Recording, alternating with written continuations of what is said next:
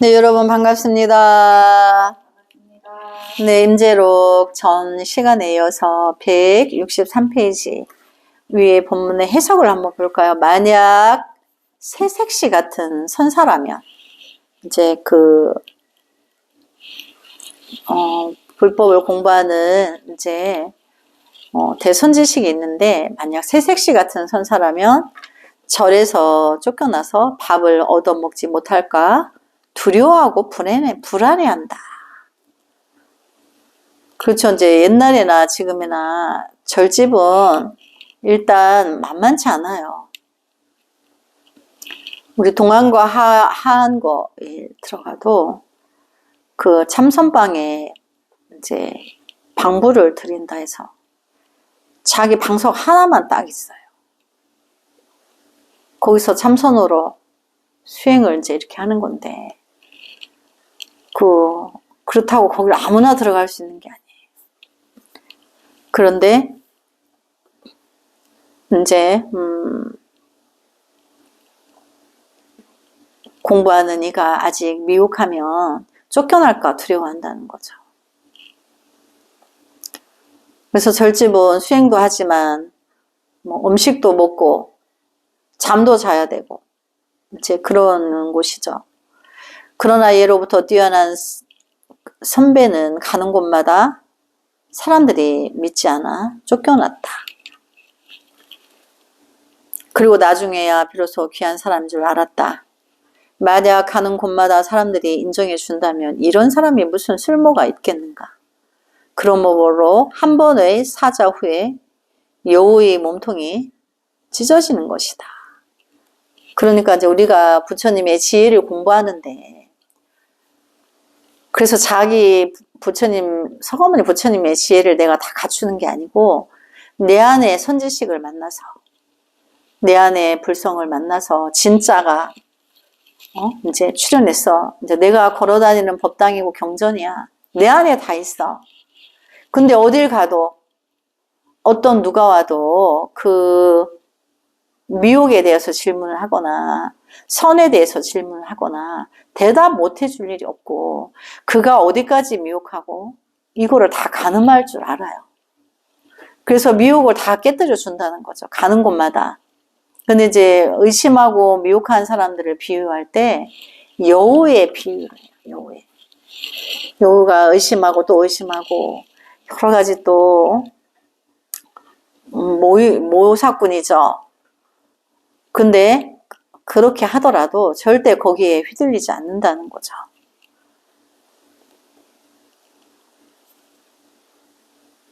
그래서 한 번의 사자 후에 여우의 머리통이 찢어지는 것이다. 그러니까 분별로서 미혹해 있던 중생이 한 번의 사자 후를 듣고 자기도 자기 불성에 그동안 미혹했던 것을 확 벗고 자기도 자기의 불성에 이제 들어간다는 거죠.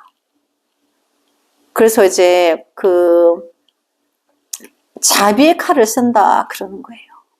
그 사람이 어디가 미혹된 줄 알고 그 사람이 업의 모양이 그렇다는 걸 알고 그거를 바로 주어서, 아, 내가 그래서 이제까지 의심이 많고 진실을 했는데 해보지도 않고 외면했구나. 자기 안에 불성이 드러나면서 자기가 끝없이 이제 참여하게 돼요. 그래서 자기 불성을 만나는데 바로 가기를 그때부터 한다는 거죠. 그러니까 외면하지 않는 거죠. 그래서 그걸 섭수하여 준다. 그래, 부처님의 진실한 자비의 법은 섭수정법이다. 누구를 외면하고 악인이라고 외면하고 그러지 않는다는 거죠. 강서를 볼까요? 새색시 같이 이제 막 조실이 된 선사가 있다. 새색시는 남편의 눈치도 시어머니 눈치도 잘 살펴야 한다. 시어머니 같은 대중들의 눈치를 살피지 않을 수 없다. 혹시라도 말을 잘못했다가는 선언에서 축출당한다. 밥을 굶을지도 몰라 불안하기 이를 데 없다. 그렇게 되면 개망신이다. 그래서 새색시 같은 선사라 한다.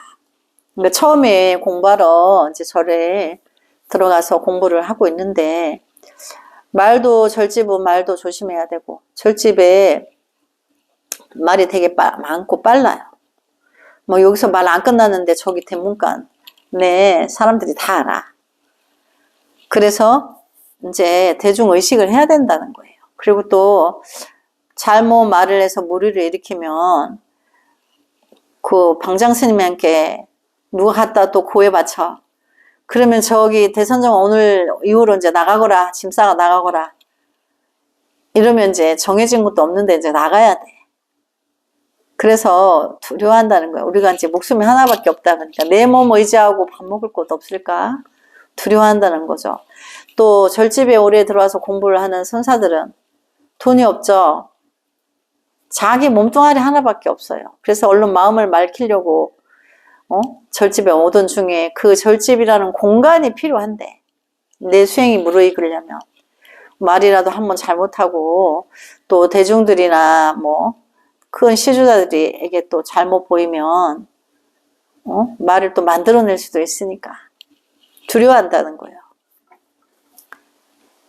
그래서 이제 그런 눈치를 살피는 이제 처음 들어와서 아직 불법의 요체를 다 요달하지 못하여서 이제 막 들어왔는 그 선사들이 주변의 의식을 이제 하듯이 그걸 새색시라고 이제 표현을 한 거죠. 하지만 옛 선배들은 그래서 그 새색시 같은 선사란다. 대개가 그와 같은 선지식들이다. 왜냐하면 아직 자기 불성을 만나지 못했기 때문에 자기의 성품을 본인은 적고 아직 못 본 이들이 더 많죠. 그러니까 대개는 그렇다는 거는 폄하하는 게 아니고 과정 중에 있기 때문에 그래요. 우리가 지금 이제 성문 공부하고 있죠. 성문 영각에 공부를 해서 아란가에 들려고 그래야 이제 부처님의 내 안의 성품을 만나고 아란의 지위를 얻어서 바로 보살지에 가게 되죠. 보살도를 수행하기 위해서. 그래서 과정 중에 있기 때문에 대개가 그와 같은 선지식들이다. 이렇게 표현을 하는 거예요. 소신도 없지만 그나마 대중들에게 아부하는 경우도 있다. 아직 내가 불법이 자기 안에 불성을 성성하게 아직 근기가 부족해. 아직 몰라. 근데 시간이 필요하죠. 근기가 수승하기까지는 시간이 필요해. 이제 그런 단계에서는 그럴 수밖에 없다. 하지만 옛 선배들 중에는 가는 곳마다 사람들이 믿어주지 않고 선언해서 축출당한 예가 있다. 그런 예가 있죠. 당당했기 때문에 또 미혹한 이들이 더 많아가지고 축출당한 경우도 있어요. 미혹으로. 근데 그 진실이 밝혀지는 데는 조금 나중에 밝혀지게 되죠. 대중들도 축출한 뒤에라야 그가 참으로 훌륭한 선지식이라는 사실을 알게 되는 경우가 있다. 그죠? 그런 경우가 있습니다. 달마대사가 그 좋은 예다. 그가 만약 양날에서 쫓겨나지 않았다면 그의 성가가 오늘에 이룰 수 있었겠는가. 그러니까 이제 달마대사는 인도의 그 서인도의 그 왕의 아들이에요. 인물이 굉장히 수려하고 뛰어났는데 또 자기는 왕권을 잊지 않고 수행을 해서 이제 도를 이루기 위해서 이제 수행을 해서 이제 공부를 했는데 어느 날 이제 육신을 초월해서 어디를 시공을 초월해서 갔다 와야 되는 공부를 들었을 때 자기가 잠시 육신을 그 산중에서 벗어놓고 이제 자기가 다른 곳을 잠시 갔는데 그 산중에 어떤 도인이 오랜 동안 수행을 하고 있는데 이 도인은 자기가 한이 있는 거예요. 어떤 한이 있었냐면 달마대사 그림을 보면 막 못생겼죠. 우락부락하게 아주 좀 험하게 생겼죠. 자기 외모가 너무 험해서 자기도 돈은 다 이루었는데 자기 외모가 너무나 험해서 나는 다음 생에 제발 이 험악한 인상을 좀 벗게 해달라고 간절한 발언으로 나머지 수행을 하고 있던 도인이 있었는데 내가 수행하는 이 산 도량에 아주 인물이 출중한 그 어떤 형상이 탁 앉아있고 그 영혼은 해탈을 해서 어디 갔는지 비어 있는 거야. 그래서 이 도인이 그 신통으로 때는 이때다 부처님이 나의 그 손을 들어주시는 거다. 이러고서는 그 육신의 주인이 자기가 들어가고 자기의 그 육신의 그 현재 우리가 아는 달마의 모습으로 그 바꿨어, 옷을. 대단한 신통이죠. 근데 달마가 어디에서 이제 볼일을 보고 다 이제 그것도 시간 안에 들어와야 돼, 육신에. 와서 보니까 자기 육신은 없고 이상하게 생긴, 정말 이상하게 생긴 육신이 하나 있는데 비어 있는 거야. 그래서 내가 이 몸이라도 안 들어가면 안 되니까 빨리 이제 유체 이탈해서 제자리로 돌아가자. 그거를 이제 우리가 유체 이탈이라고 해. 자기 육신을 잠깐 벗고 어디 갔다 오는 거를. 그래서 이제 그 도인을 찾으려니까 못 찾아. 그러니까 달마대사는 이제 그 못난 그 상으로서 이제 나머지 수행을 하고 이제 인도에서 이제 그 부처님이 열반하시고 500년 정도에서 이제 중국으로 오게 되죠. 양나라의 무제라는 왕이 천하를 다스릴 때 이제 온 거죠. 근데 이제 무구한 이제 달마대사에 대한 내용들이 무수하게 많이 이제 있죠. 기록이 돼 있는데 그 달마는 법을 전하라고 한 거죠. 양무지에게. 인도는 서쪽이고 중국은 이제 동쪽이에요. 우리가 동쪽 땅에 붙어 있죠. 그래서 동쪽 땅에 제일 끝에 붙어 있어. 그래서 우리가 아침의 나라는 해가 뜨면 제일 먼저 비추기 때문에.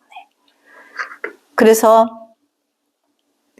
달마가 왔는데 불법을 조금 알고 이제 양무제가 이렇게 내가 아침에 이렇게 많은 불사를 했으니 나의 공덕이 크지 않은가. 이제 많은 대신들 앞에서 자기 공덕을 자랑하려고. 그러면 이제 달마가 과히 그렇다고 할 줄 알고 했는데 이제 달마는 그때 이제 거기 양무제는 왕으로서 왕권이 워낙 강하다 보니까 마음의 불성이 있고 상으로서 불사하는 것은 공덕이 없다라는 것을 몰랐을 때죠. 그래서 공덕이 과히 많지 않은가. 여러 대신을 불러놓고 자기 왕권을 더 크게 하기 위해서 했는데 달마가 무공덕 그랬죠. 공덕이 없다. 공덕은 거기에 있는 게 아니고 내 안의 불성을 무주상 보시를 마음 백성이 편안하게 이제 다스려야 되는 부분이 있는 건데 감히 그 말을 할 수 없었어.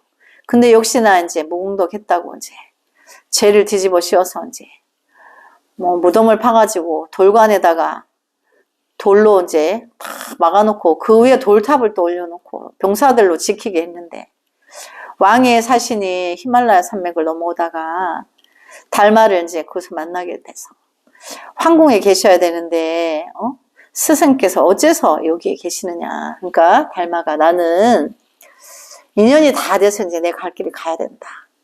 그런데 이제 거기 지팡이에 집신이 한 짝이 걸려 있더라.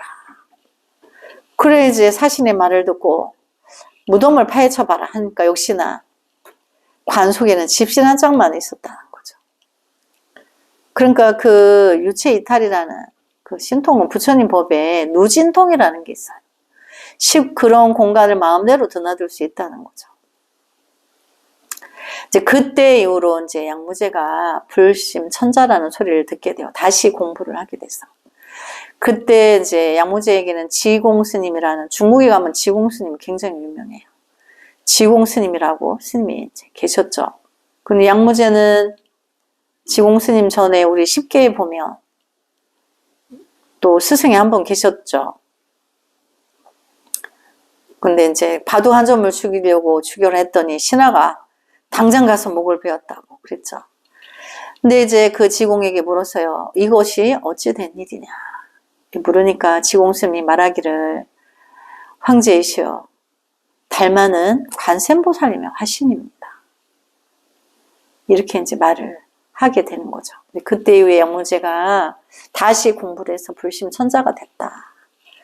이제 그래서 그 무공덕을 전한 것은 공덕이 무엇이 공덕인가를 정확하게 전한 거예요. 그리고 이제 달마는 다시 중국의 소림사에 와서 소림굴에서 9년 동안 면벽을 하게 돼요. 아직 내가 법의 표기가 이르구나. 그래서 때를 기다리겠다. 이렇게 해서 그 소림굴에서 아무도 모르게 거기에 은신을 하고 참선을 더한 거죠.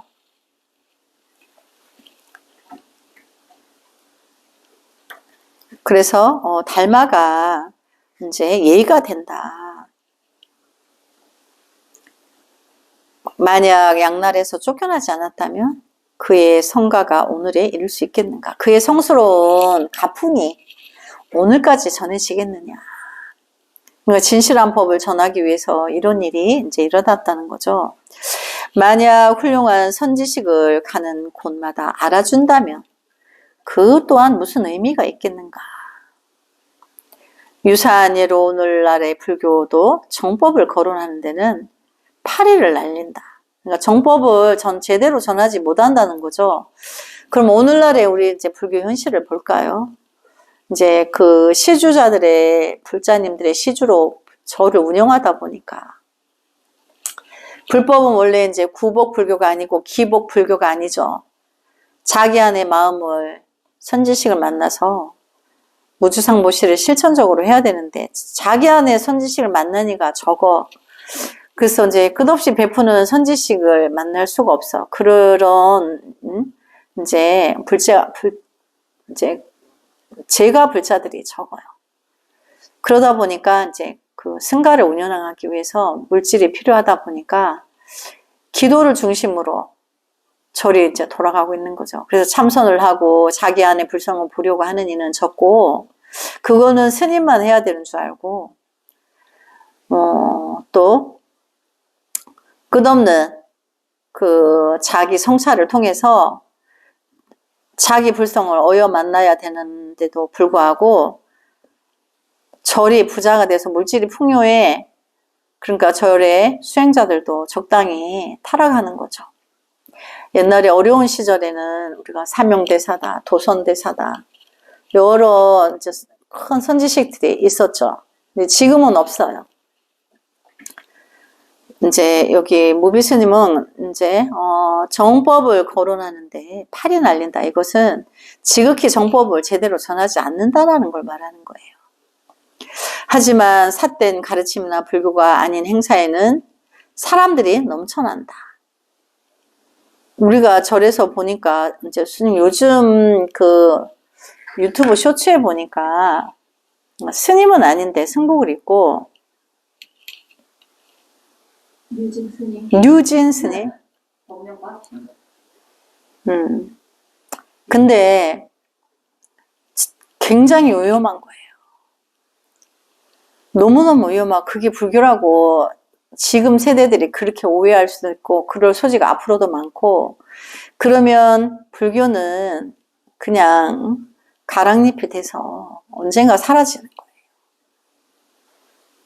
자기 안에 참나를 만나기 위한 참선 수행이 오롯이 뭐 템플 스테이가 아니더라도 늘 열려 있어야 되는데 뭐 그때만 열려 있어. 잠시 뭐 그것도 뭐 일주일밖에 안 돼. 겨울 방학 때, 학생들 겨울 방학 때, 여름 방학 때 1년 연중으로 그래서 본질을 알게 하고, 또 뉴진 스님인지 뭐 극락도 락이다 하는데 그런 락이 아닌 거죠. 극락에서 뭐 그렇게 뭐 춤춰서 락을 구할 필요도 없는 거고, 그 본질을 흐리게 되는데 거기에 또 불교계가 동참을 하면 큰일 나는 거예요. 그렇게 안 해도 불법이 전달이 되는데. 그리고 또 우리 요즘 뭐를 많이 하죠? 산사음악회. 너무나 찌질해요. 그냥 한번 불교계에서 운동장을 빌려서 뭐 국악인도 오고 뭐 아이돌도 오고 뭐 트로트 가수도 오고 그렇게 한번 공연을 제대로 하면 돼. 불교인들이 모여서 자기네 절에서 조그맣게 뭐 이렇게 하지 말고 너무나 초라한 모습으로 촬영을 해가지고 영상이 올라오는데 부처님이 그러라는 게 아니에요. 그래서 우리가 뭐를 해야 되냐면 육법공양 같이 아라님 제를 모시는데 육법공양을 어떻게 공양하는지 예법을 가르치고 그런 거를 큰 운동장을 빌려서 불교 행사를 제대로 하고 그 뒤에 뒤풀이로 뭐 노래자랑, 신도들 노래자랑도 할 수 있고 뭐 스님도 어렵고 두려운 스승도 그날은 노래를 못 부르는 음치 노래를 부를 수도 있고 그래서 대중이 기쁘다면 할 수 있는 거고 뭐 다 잘해야 되는 것도 아니고 그 통탄할 일인 거죠. 너무너무 통탄할 일인 거죠. 모든 게 바로 되고 나서 그렇게 해도 되는데 모든 게 정법에 미치는 영향은 너무 눈꽃만큼 하면서 우리나라 정교 불자 안것대에 들어가는 불자가 2,000명이에요. 2,000명, 뭐 2,200명 그 이상 되지 않아요. 그런데 얼마나 위기에 처해 있는데 그래서 이제 위험하고 또 위험한 거라는 거죠. 여기도 이제 이 무비스님께서 옛날에 지은 책인데도 그때도 여기 불교가 아닌 행사에는 사람들이 넘쳐난다. 그러죠. 절에서 산상음악회를 한다니까 봄 가을에 불자 아닌 사람도 와. 불자 아닌 사람도 오고 불법을 듣는 게 아니고 그냥 이제 흥겨워하는 거죠. 뭐 연예인이 온다니까 구경하러 오는 거죠. 그래서 진정으로 정법의 소신을 가지고 법을 펴는 사람들은 매우 외롭다. 하지만 남들이 알아주지 않더라도 섭섭해하거나 외로워하지 않는다면 그 또한 의인 군자가 아닌가. 그렇죠. 진정한 불자는 외로워하지 않죠. 불법은 멸하지 않을 거기 때문에 진리는 멸하지 않아요. 진실은 나중에 다 드러나기 때문에 임재스님은 아무것도 두려워하지 않는다. 할 말은 당당하게 한다. 그래서 임재가풍을 청천벽력이라고 한다. 청천벽력 같은 기상 천외의 사자 후 일성에 자질구레한 불교 상식으로 제사를 삼고 있는 사람들은 뇌가 찢어지거나 기절하고 만다. 자기의 불성을 만난 사람은 늘 자기의 기쁜 영혼이 충만돼 있어서 물질계가 없더라도 그 기쁨이, 감동이, 그 환희가 너무나 거룩한 그 영혼이 늘 주제돼 있어요. 그래서 그런 공연하지 않아도 돼. 없으니까 그걸 아는 이가 적으니까 일시적으로 사람들을 모으기 위해서 절에서 안 하던 공연을 하는데 그러면 뭐 좀 더 크게 거룩하게 또 장엄을 하든지 그냥 남이 하니까 나 다른 절에 하니까 우리들도 따라서 하고 뭐 그 불법은 뭐 어디 갔는지 정법은 없어. 지금까지의 법문이 기존의 불교 상식과는 전혀 다른 놀라운 말씀들이 많았다. 그러니까 우리가 아는 불교와 임재스님이 법을 전하는 그 가풍이 다르다는 걸 말하는 거죠. 그러니까 이게 이제 불법이 갈수록 쇠퇴하고 탁해지기 때문에 임재스님 시대와 지금이 또 다른 거예요. 거기 보니까 유진 스님이 뭐 다른 나라도 가서 공연을 했다는데 그 갔다는 대만이나 태국은 불교 국가예요. 한국에서 그걸 허용해서 공연을 갔다는 건 너무 수치스러운 일이에요. 너무너무 민망스럽고 부끄럽고 수치스러운 일이에요. 그 스님이 불명을 받았죠. 그냥 형식이죠. 십계를 알까요? 천수경이라도 알까요? 모르니까 그렇게 하는 거예요. 부끄러운 줄 모르고 자기가 그냥 대중의 인기로 그게 얼마나 나중에 부끄러운 짓인지 알게 되면 그분이 출가하실 것 같아. 스님 그걸 믿어요. 이제 자기 가짜로 안 하고 진짜 하고 싶다고 할 것 같아, 어느 날.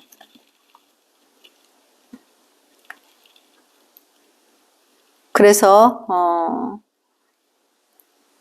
아마도 뇌가 찢어지거나 기절한 사람들이 많았을 것이다. 그렇지 않으면 혀를 내둘렀을 것이다. 그것도 아니라면 이곳은 불교가 아니라고 책을 던져버렸을 것이다.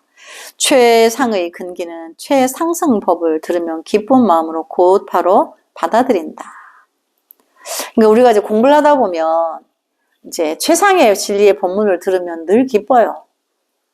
늘 그 감노와 같고, 아까 스님이 도파민 이야기했죠. 도파민이 나와요. 동감이 되면서. 그래서 뭐 따로 내가 뭐 춤을 추고 이러지 않아도 된다는 거죠. 그럼 스트레스가 없어지니까. 중간 근기는 과연 그러한가 아닌가 하고 망설인다. 그러나 소인배 하근기는 비웃어 버린다. 소인배 하근기가 비웃지 않으면 좋게 최상의 도가 되지 못한다. 사자일호 야간 뇌열 사유에 볼만한 구절이다. 나중에 한자를 찾아서 사유에 보겠습니다. 그래서 우리는 처음도 첫 번째도 84,000번째도 우리가 하나인 거예요. 내 안의 불성을 만나야 무주상보시가 실천이 되는데, 그렇게 베풀면서 끝없이 무궁무진한 지혜가 끝없이 나오고 늘 기쁘고 감사하고 위대하고 거룩하고 늘 감동으로 젖어 있다는 거죠. 그 진리를 놔두고 그 기쁨을 놔두고 다른 걸 추구하는 거는 이제 맞지 않다는 거죠. 그래야 사회가, 인류가 밝아지고 함께 성불을 할 수 있는 토대가 마련되는데, 진짜 불교는 찾아볼 수가 없고, 흉내내는 불교는 이제 여기저기서 이제 사람들이 넘쳐난다는 거죠. 네, 오늘 여기까지 하고 다음 시간에 이어서 하겠습니다. 나무 서가모니불 성불하지 않겠습니다.